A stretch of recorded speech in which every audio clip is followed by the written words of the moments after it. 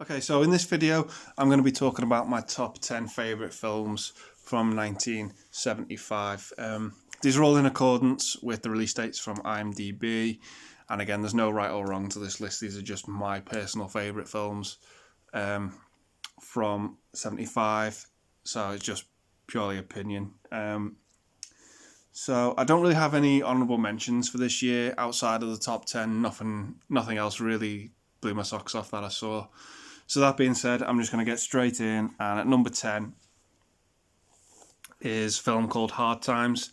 Stars Charles Bronson, James Corbin. Pretty much about this guy who's got no money and he sees an illegal boxing game and thinks, well, I want a piece of that and get involved. So it kind of reminds me a little bit of Fight Club, this film. Very underrated. Definitely worth a watch. So number 9 for me is Robert Altman's Nashville. Not really much of a plot to this film. It just sort of follows the endeavours of these group of singers from Nashville in Nashville. It's quite of a lengthy epic, but it's definitely worth a watch. Quite enjoyable, based on the actors and the characters. They do enough to keep you engaged in the film. But yeah, no, it's quite good. I definitely recommend it. So at number 8 for me is Stanley Kubrick's period epic, Barry Lyndon. I've got it in this box set here. So Barry Lyndon's basically this character who likes to antagonise people, and the film sort of follows his route up the ladder of society and how he fits in after he marries this widow.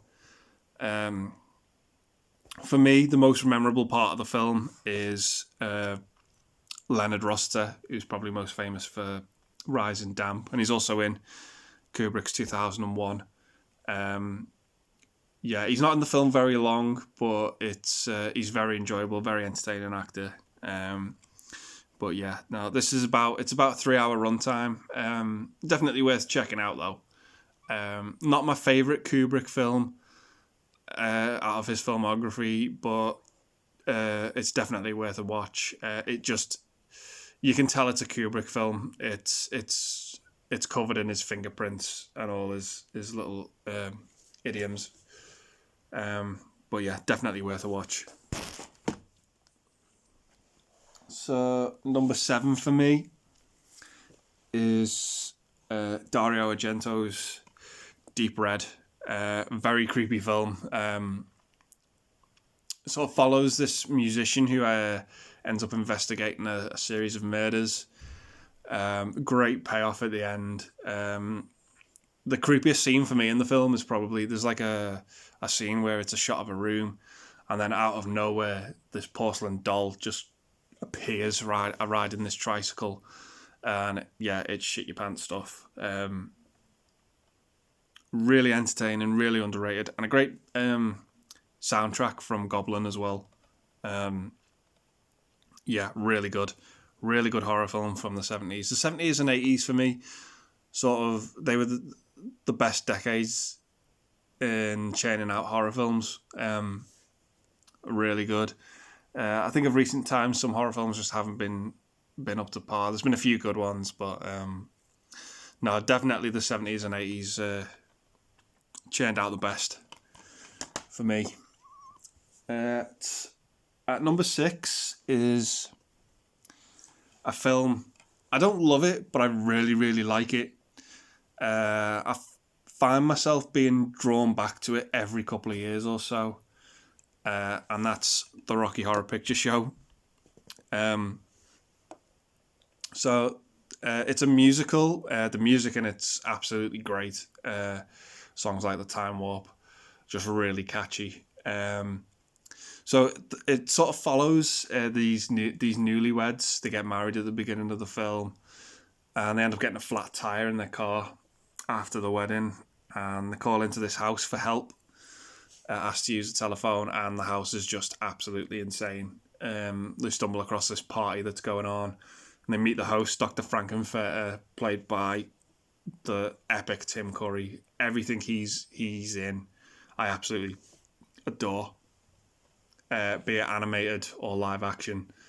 The guy just gives 1,000,000% in everything he does. Even if the film he's in is bad, he makes the film.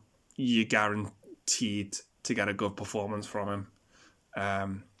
Absolutely entertaining actor. And one thing about the film that I never noticed before, because I've seen it quite a few times, I never noticed watching this the last time I saw it, that at the beginning of the film, obviously this wedding takes place. Tim Curry's actually the minister at the wedding, and when he's Dr. Frankenfurter, he has a handyman and a maid who are brother and sister called Magenta and Riffraff, and they're also at the wedding as well, sort of dressed up as the famous American Gothic painting.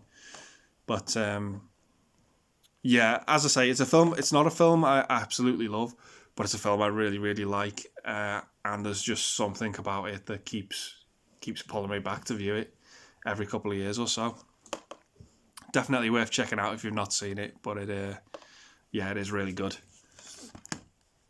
So at number 5 for me is The Man Who Would Be King, based on a Rudyard Kipling book, who also wrote The Jungle Book. Stars Sean Connery and Michael Caine as these two sort of adventurers in India who stumble across this sort of city where there's basically this prophecy about how Alexander the Great used to rule there, and in the future he's going to send a son there who's going to be a god to them and rule over them, be king. And the natives sort of believe this to be Sean Connery's character, and of course it isn't Sean Connery's character because he's not a god, he's just a traveller. And Sean Connery ends up completely rolling with this and completely losing himself to it. It's a fantastic film. Great performances by Connery, Caine, and Christopher Plummer as well, who's in the film. And yeah, of course, at the end there are consequences that do come back to bite you. It's a cracking film. The scenery in it is absolutely fantastic. Definitely worth a watch. And number 4 for me is Monty Python and the Holy Grail. Great comedy sort of film that absolutely runs with the idea of King Arthur and his Knights of the Round Table in search of the Holy Grail. I find Monty Python is a bit like Marmite. You either love them or hate them. As I said in the previous video, the genre of comedy is very, very subjective. But yeah, this follows Graham Chapman, who plays King Arthur and is in Knights of the Round Table in search of the Holy Grail. And the characters they meet along the way. You've got the Black Knight and the guy at the bridge who asks them the 3 questions. Yeah, it's absolutely hysterical. Worth a watch if you haven't seen it, but it's not everyone's cup of tea. Definitely worth a check out though. Number 3 for me is a Sidney Lumet film with Al Pacino, Dog Day Afternoon. Based on a true story about a bank robbery that was only supposed to take a short amount of time, and it ends up blowing up into this huge thing that doesn't seem to have an end. The police get involved. It's the media get involved. Al Pacino's basically robbing this bank to try and pay for his partner's sex change operation. And yeah, completely fantastically made film. If you've not seen it, check it out. It's fantastic. It also stars John Giselle, who is pretty much the only actor to have all the films he's been in nominated for Best Picture at the Oscars. He only made 5 films. He died, sadly, of lung cancer in the late 70s. But yeah, definitely this is one of them worth checking out. Fantastic film. Number 2 for me did win Best Picture at the Oscars this year. It won Best Actor, Best Actress, Best Director as well. I think it's only one of 3 films to actually do that. And it's One Flew Over the Cuckoo's Nest. Quite a depressing premise when you think about it. It takes place in pretty much in a sale asylum. But the characters are all fascinating. Nurse Ratched is just one horrible, evil bastard. There's a word that Jack Nicholson uses to describe her, and she is the definition of that word. But fantastically played. It's a shame because the next film she did after this was Exorcist 2, which was not very good. But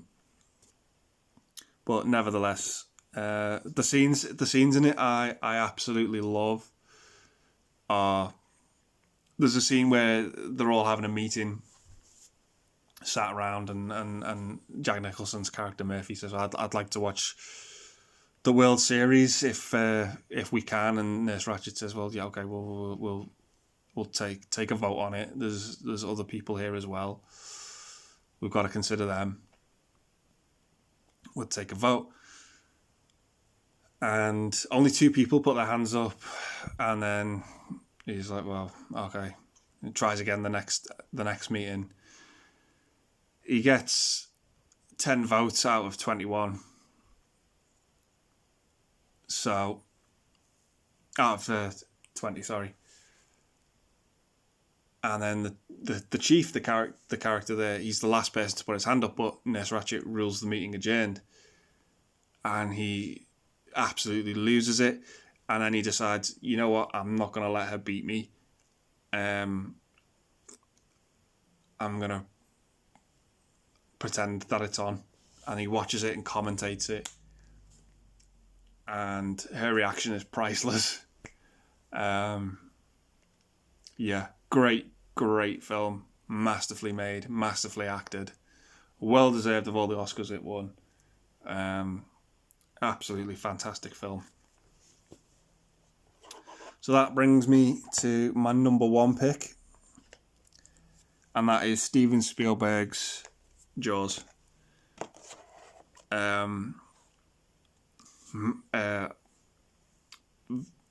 Terrifying film.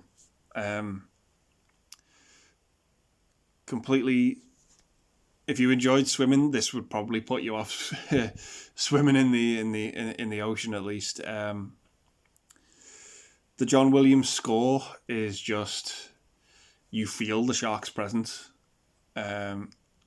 with that score, even though it's only 2 notes. The 3 main leads with Robert Shaw, Richard Dreyfuss, and Roy Scheider as Chief Brody are just so likeable and so fantastic. So it basically follows this small seaside town and it experiences shark attacks from this great white, and you have the politicians there who just want to brush it under the carpet, and value making money rather than the safety of people's lives, and it comes at great risk. But yeah, Roy Scheider, who I'm a big fan of. I loved him in From Russia with Love and The Sting. Gives a fantastic monologue when he gets recruited to hunt the shark, and when he gets recruited about his past endeavours as well on the boat. Richard Dreyfuss is the shark expert. I love anything he's in as well. He's fantastic. And Roy Scheider as well from The French Connection. But Jaws feels like such a film that it's too famous. It's too famous to talk about because everything's been said about it. You can say that the shark looks fake, but it's 75. Film was coming in. This was like the first big blockbuster, really, to sort of appear with a bang and make money. But yeah, no, it is fantastic and definitely worth a watch. Terrifying at times, and the characters are just so engaging. So yeah, that was my top 10 of 75. I'm hopefully going to be back soon with 76. I'm looking forward to that, and I'll see you then. So take care, and thanks very much for watching.